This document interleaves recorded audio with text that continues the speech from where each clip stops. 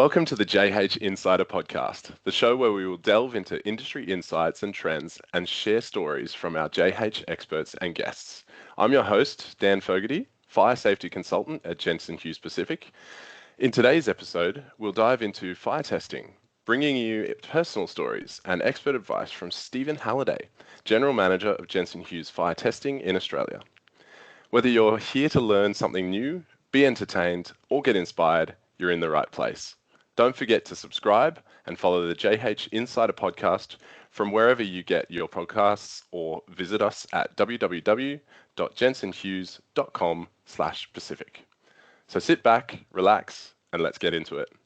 Now, firstly, Stephen, can you tell me a bit about your journey into fire testing and what led you to your current role at Jensen Hughes?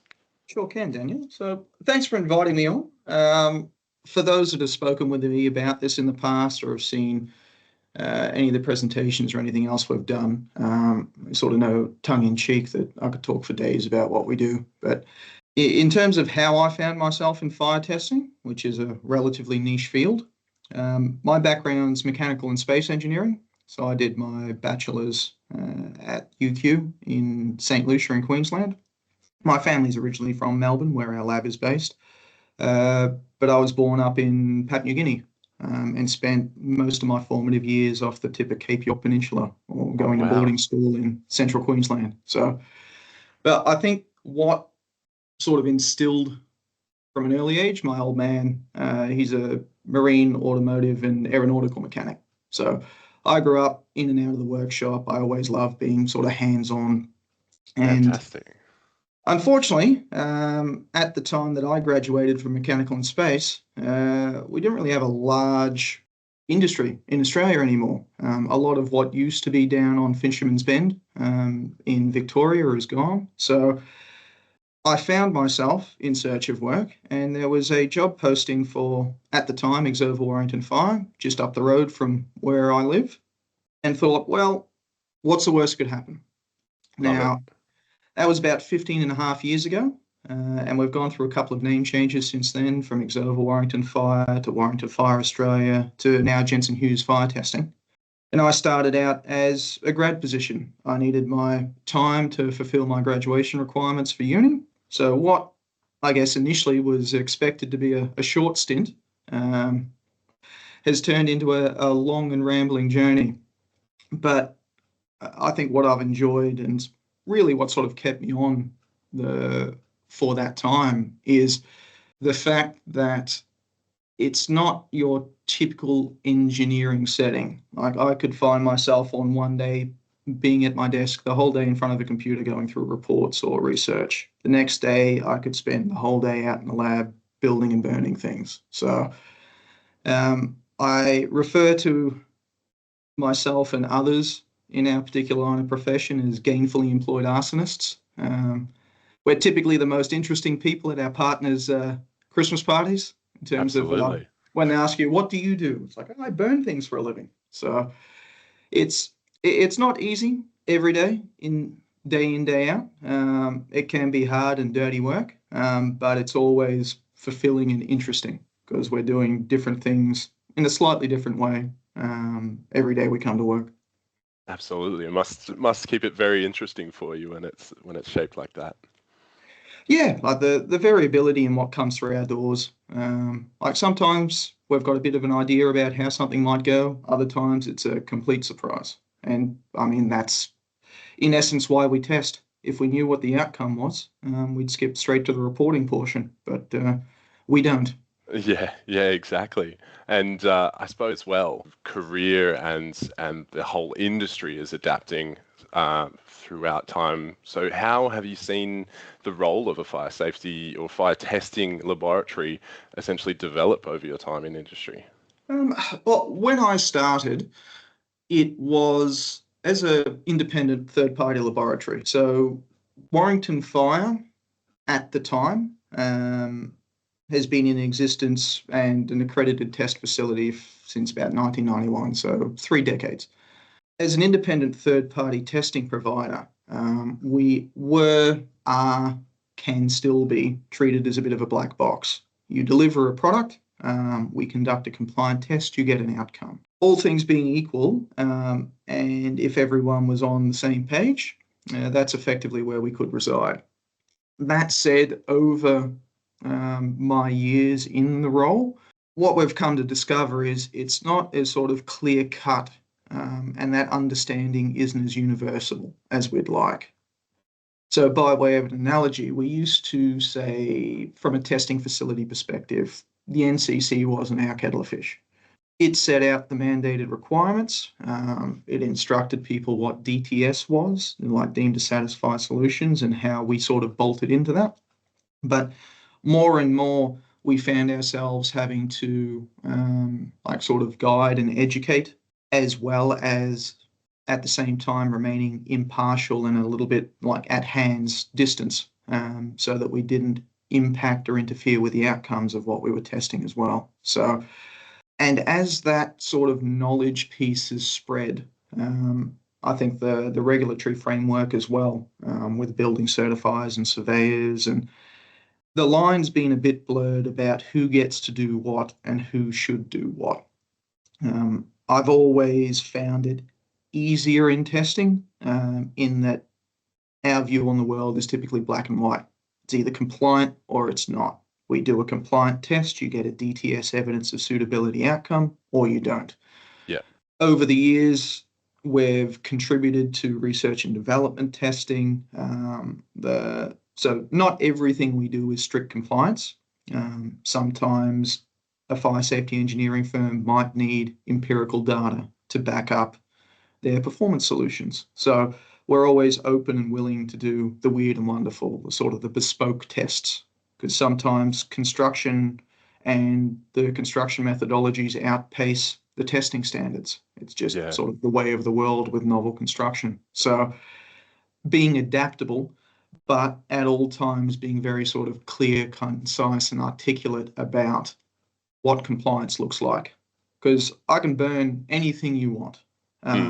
Whether or not I can give you a compliant fire resistance level, an FRL, or a group number on the back of it, that's a different conversation. And sometimes it's a bit of a nuanced conversation because of what people have been either led to believe or have come to as their own understanding. And it isn't always a popular conversation to have with people as well. But I find that it's easy to hop up on a soapbox and proclamate when you're coming from if it ain't in the standard, it ain't in the standard. So we'll do what we can to help, but I can't give you what I can't give you. Yeah, exactly. And I suppose the way that that line gets blurred with how things develop through time, I suppose that's a real call to clients out there to say, essentially, get engaged with the fire testing as early as possible so that we can clarify those things, and also to chat to certifiers and understand what does need to be done early in the piece so we don't get stuck in projects. Yeah, I mean, the problem is we don't know what we don't know, and we also don't know what others don't know. But if we look at the NCC 2022 version, and albeit many sort of iterations prior to that, when it comes to fire resistance levels, for instance, we've always seen it and interpreted it. And sometimes I don't like to use the word interpret because it feels like if something is clear, it doesn't require interpretation. It just requires taking on board. Absolutely. But like for the evidence of suitability requirements of subject to means that you need to do that. So while there are multiple avenues to provide and demonstrate evidence of suitability, when it comes to specifically fire resistance levels, there is a very, very short list about how you get to do that. And an FRL is very much a DTS concept. It's the language of DTS, not the language of a performance solution. Yeah. So interlinking them or substituting one for the other sort of adds to that confusion. And you mentioned like certifiers and our clientele. It's also a role for like the jurisdictions, like the ABCB, the NCC. It is a big document, and it's designed to allow for innovation. And we definitely need that because we can't build the DTS world every time. No, It'd look a bit Orwellian if it did, very like concrete here, there, and everywhere. Um, absolutely. but where there are guidelines to follow, we need to follow them. And when it comes down to it, it's about life safety. And whether or not you can have the argument about how safe a DTS outcome is. But I find that most of the time when those conversations are broached, it's because someone has been caught out rather than an upfront conversation about why this DTS provision does or doesn't meet the expectations, the performance expectations. So, Mm. yeah, I feel if it was done with altruism at heart, we'd be having those conversations, as you said, upfront, not when there's a building handover and something doesn't quite comply. Then suddenly, oh, well, I didn't think that this actually meant, or I don't think that this really pertains. You've lost the battle. Yeah, yeah, exactly. So it's kind of in the moment, dealing with what you can with the best resources you can. So if that's then the most pressing challenge for the JH fire testing team and our clients and the like, so navigating compliance and within the industry, what sets us apart at JH for facilitating that support for clients in achieving these compliance items uh, and essentially getting our clients across the line.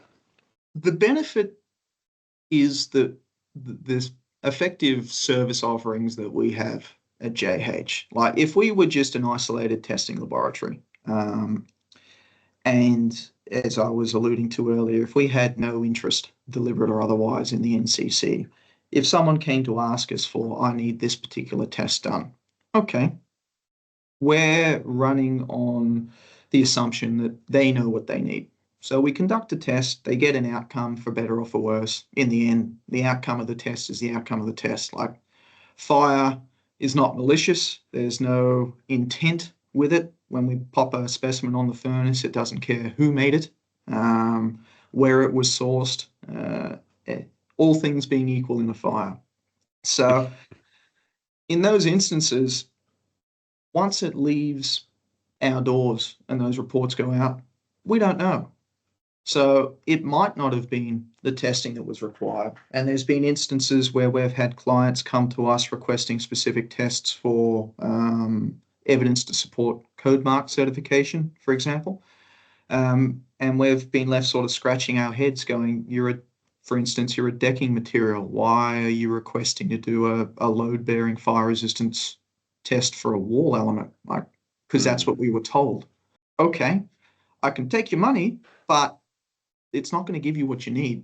Yeah. So having that, the other departments like our fire safety engineering teams, like they deal with buildings, we deal with products, but you can't build a building without employing those products, those systems. Our technical department that sort of bridges that gap about giving expanded field of applicability to tested systems. Because as much as I'd love to test absolutely everything, also cognizant of the fact that it's not fiscally or temporally feasible. Like it would cost too much and take too long. And the vast majority of the time, it's not necessary. There are assessment avenues there for a reason. And sometimes you just can't physically test what needs compliance. Not everyone's got a 14-meter high furnace. So, sorry, we can't necessarily test a 15-meter, 14-meter, 13-meter high roller door. We need to be able to take it beyond the test outcomes. So, our passive fire teams doing their site inspections and being involved with builders up front, making sure that what's built on site reflects what was tested. And then everyone has it's an interesting term when someone says, I need something urgently. Like, there's no dictionary definition of urgent when it comes to the construction industry, because I'll have people giving me a call and go, mate, I need this test done urgently. It's like, okay, I've got a slot next week. Can you get it to us? Like, rightio, done.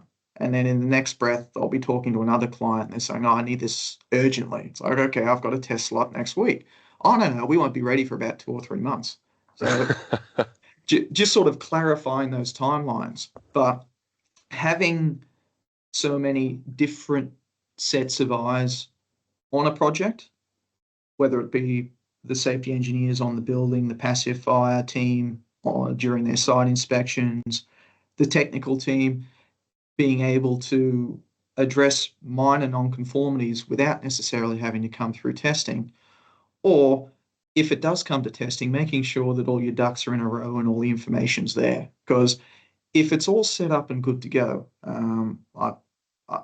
I'm constantly told about lead times to get testing done, yet the vast majority of the time, I've never been privy, or none of my team have been privy to the conversations that led to those lead times. So Yeah. being told what my lead time is to get something through the lab is frustrating at times, because it'll take 6 months to get something burned. It's like, if it's ready, I can burn you next week. I can get a test outcome. I can get a report to you the week after. So being able to turn all that around and make sure the information's there, like we can take a occupancy certificate debacle at the 11th hour. And again, no guarantees, because it comes down to what the outcome of the test is. But that can go from a very stressful and problematic event for one of our clients to a nice, clean DTS evidence of suitability outcome when it needs to be. So we're agile enough that we can do what needs to be done in the vast majority of timelines that are imposed upon us.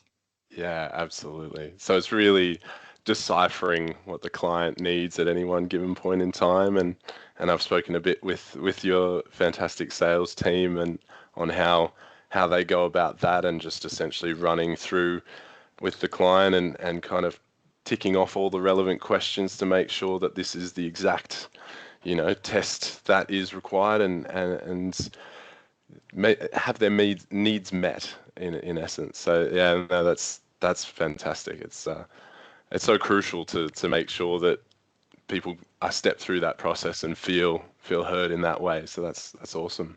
Yeah, going on from there, I suppose I wanted to bring up and congratulate you on the recent certification for FireMark in the ISO accreditation scheme. That's absolutely awesome. Can you tell us a bit more about the FireMark certification? Sure. I mean, it's been a long time coming. We've been ticking away at this for about 2.5 years. It's not a new concept. Under our previous ownership as part of Element with Warrington Fire, there was an extremely well-established and mature certification scheme in Europe called Certifier. And that's effectively what we were leveraging at the start as Certifier Australia as part of the JH acquisition. For legal reasons and everything else associated with it, we had to strike out on our own. But in essence, FireMark is trying to close that gap and provide confidence in what the tested outcome is. So it's not uncommon to hear phrasing such as golden samples or questions about how representative of what's out there being sold to the market is what was tested. If someone comes and gives us a specimen to test, we take that information. We take geometric information. We take whatever information is available to us from the samples when they're here so that we can try and uniquely identify them. But in essence, there's no where did this come from, how representative of what might be on the shelves out there is this particular product, because it's an expensive exercise. There's no two ways about that. There's no guarantees of an outcome. So people could design a specimen to always pass. It could be built to be so robust that it could never fail, but it's just not commercially viable to do so. So in the end, they test the best product that they can commercially deliver en masse. Now, where FireMark comes into that is ahead of that. Before we even have the conversation about what we're testing, we look at where it's coming from. It's a bit of chain of custody type scenario in that we'll go out and sample from the factories where these things are being built and manufactured. We'll take our own random samples. Our people or other independent bodies will do that to make sure that it is representative.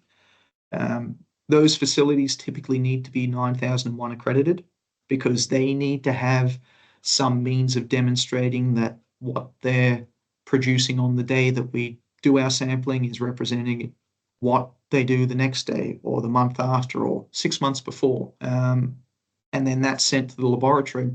Once we get that testing done, then there's also the concept of currency. We know that most building materials are fabricated from raw product that doesn't necessarily come from the same place. Like a lot of plasterboards, the fire-rated doors in Australia, vermiculite-based gypsum. The quarries that those materials come from vary. Sometimes they run out, sometimes they shut down, sometimes we import from overseas. And we can say that gypsum's gypsum, vermiculite's vermiculite, but at a sort of chemical, molecular level, those constituents change. So being able to demonstrate currency of performance is another sort of hallmark of certification. And it's also, we need to be very clear when we say certification, because a lot of the times when we're having a conversation with a client, building certifier or surveyor, even sort of industry bodies, it's like, okay, I need to get my fire certification for this product, so I need to do a test. It's like, no. This is a type test. You will get a test report, which meets evidence of suitability requirements, but this is not certification. Certification is another step and control measure above that to make sure that the testing is correct, the products that are delivered are reliably going to behave in a similar manner. It's just closing that loop and providing that confidence level, but it's still upstream. Like when these products go out to site, making sure that they're installed in the correct manner, that's still another piece of the puzzle. And there's only so many fronts that we can fight a war on. Absolutely. And for us, given the sort of maturity of the certification schemes in regions such as Europe, bringing them up to speed in Australia, being able to sort of provide that confidence, even like the Building Confidence Report, referring to certification. It's not a legislated requirement, but a lot of the early adopters, and especially like multinational providers of, say, passive fire products. Unfortunately, not a lot's manufactured in Australia nowadays. That's another discussion to be had. But when you're importing these products, vast majority of the time, they're coming from places where certification is already well established. So it's not a new concept for a lot of these big providers. So it's, for us, we just see it as sort of the next logical step in making sure that it's a level playing field for everyone in Australia, and that we can sort of rebuild that trust and make sure that we're doing what we can on the upfront side of things to lend credence to test reports, to assessment reports, to products, so that it's a trusted outcome. Then we sort of hand that baton over, and the builders, the installers, they then use their own impetus and craftsmanship and make sure that they're following the same lead and installing it as it should be. Absolutely. So essentially providing builders and certifiers with confidence, and then giving manufacturers that kind of reputation of trust in the industry, and also the flow-on effect back to fire testing, the confidence that we know that the products that we've tested are actually what should be going out there. So very, very crucial stuff, and it's a very, very exciting element of the industry to be a part of. So that's awesome. In saying that, this leading into the future and the change of industry moving forward, what do you see with this scheme and with other schemes, and what are the biggest opportunities leading forward for fire testing laboratory in Australia, and what are you most excited about in the future of fire testing? There's been a lot of change in, say, the recent years. Like the death of the grandfather clause is something that we talk about a lot, and like specifically that was removing the acceptability of fire resistance testing to previous revisions of AS 1530 Part 4, which is the go-to all-encompassing fire resistance testing standard for Australia. So prior to that change in the construction code, for example, we had fire doors that were being sold based on tests that were done before I was born. And following on from that whole conversation we just had about like the importance of certification and what we're offering with FireMark, like to say that something is built exactly the same way as it was in 1985. Yeah, good luck convincing anyone of that. Yeah. There's enough changes in year to year, let alone decade to decade or generation to generation. How we build things is just, it evolves too fast. And I think it's taking the industry a bit of time to sort of pick up and run with that. Even the current revision of 1530 Part 4, it came out in 2014, so it's over a decade old now as well. And it's showing a bit of its age. Oh, yeah. But I think the more that we accept as an industry that compliance is not an optional avenue, and that compliance doesn't necessarily mean that it's going to be difficult. It just needs to be done right. Like we were talking about earlier, those sort of 11th hour scenarios where that's where people encounter pain. Because the old saying about you can get it done cheap, you can get it done quick, or you can get it done good. As soon as you take or mandate that quickness needs to be part of that, suddenly everything else becomes problematic. It's either going to be expensive or you're not going to get a good product. So getting compliance sorted early on and making sure that there is a level playing field for that as well, and making sure that there's an understanding of what is and isn't acceptable. So a test report is not the end of the road, and not all test reports are made equal. Not all testing is done equally. Unfortunately, not all test houses are equal as well. So making sure that the industry is aware of what compliance actually looks like. For example, when we talk about fire resistance levels, we've got our large scale furnace, which is 3 meters by 4 meters for doing full scale wall and floor elements. And the standard requires elements to be tested full scale or 3x3 or 3x4 if larger than that. So it's a minimum size spec. So for us to assign an FRL to a wall element, for instance, a non-load bearing wall, it needs to be tested full scale. We've got an indicative furnace, a pilot furnace, and as its name implies, it's good for doing research and development and indicative testing, comparative work, but due to its scale, you don't get the same behaviors that you would on a large scale. So again, going back to the example of the wall, you don't get the deflections that you experience large scale, those sort of thermally driven expansions. We don't have full board sizes being fixed off. So the performance tends to be a lot better on small scale than large. But if you pick up a test report and it was tested on a furnace and it's got an FRL assigned to it, you may not necessarily be aware of the shortcomings of that. And really, for us, we understand that. We do it day in, day out. But fire is just one component of the built environment. Like when we've got building certifiers and surveyors having to effectively handle water egress, structural, acoustics, it's hard to expect the same level of understanding of fire that we have of everyone else. Yeah. And it's just a reminder that we're not a black box as a lab when it comes to advice and education.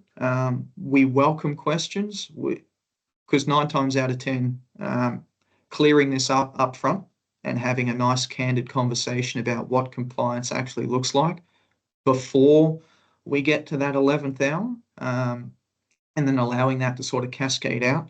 Like if I spent 10 hours running seminars on what testing compliance looks like, that's probably going to save me 1,000 hours of frantic phone calls down the line of I need this fixed now where I run into a problem. Oh, well, phenomenal. Um, I think that's about us time. But before we do wrap up, Stephen, do you have a fun fire fact for us? Um, I think on the back of that conversation about compliance, there's one thing that regularly rears its head, whether it be online, on LinkedIn, or news reports or anything else. Whenever fire testing comes up, invariably there's a blowtorch that follows. Like there's all Yep. I understand the rationale. They're cheap, they're easy, but every single time that myself or anyone on my team come across a little snippet of a video of someone pulling out a blowtorch and saying, right, yeah, look at this, this is fire rated. It's a facepalm moment for us. It's so frustrating that that is the concept of what a fire test looks like. Yeah, And what that demonstrates. It's wrong on so many different levels in terms of like absolutely. fires aren't localized events. Yep.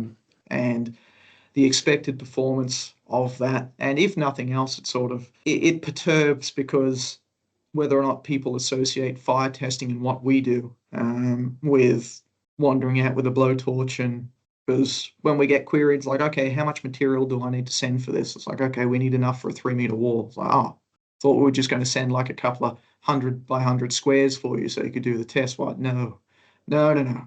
A Yeah. fire test, especially for an FRL, fire resistance side of things, is a system test. Like Yep. there's no, you can say a fire rated plasterboard, but that's just a board. You can't build a wall by stacking boards by themselves. It's Yeah. all about the system and how it goes together. So I wouldn't say necessarily a fun fact. It's more of a cause of much consternation with us. But A if warning nothing to. else, if the only thing that people take away from this podcast is that a blowtorch test or something does not constitute a fire test, I'd be a happy man. I love that. Oh, and I've also been asked to question and see about the greatest hits video that you may or may not have. Yeah, we've got. I mean, a boring test is a good test for a client because nothing Absolutely. happens. Yeah. But invariably, it doesn't always go that way. And when things fail in a fire, especially load-bearing elements, there's a lot of forces involved, even just with heating things up. And things can go wrong in a rather spectacular manner. So interesting, but not necessarily heartwarming, at least from a client's perspective. Yeah, absolutely. But a good lesson learned to fix things up for next time. Yeah, exactly. Oh, fantastic. Well, thank you so much again for your time on this podcast today, Stephen. It's been an absolute pleasure. That's a wrap on another episode. So very excited. And to the listeners out there, thanks for tuning in. I hope you enjoyed the conversation and took something valuable from it, especially when it comes to no on the the Say no to blowtorches. say no to blowtorch tests. If you did find something valuable, make sure to subscribe, follow, so you never miss an episode. And if you're feeling generous, leave a review. It really helps us grow and reach more listeners like you. You can also connect with us on LinkedIn at Jensen Hughes Pacific or via our website, www.jensenhughes.com/Pacific. We'd love to hear your thoughts, feedback, or even suggestions for future topics. Once again, thank you for tuning in, and we'll catch you next time. Until then, stay curious.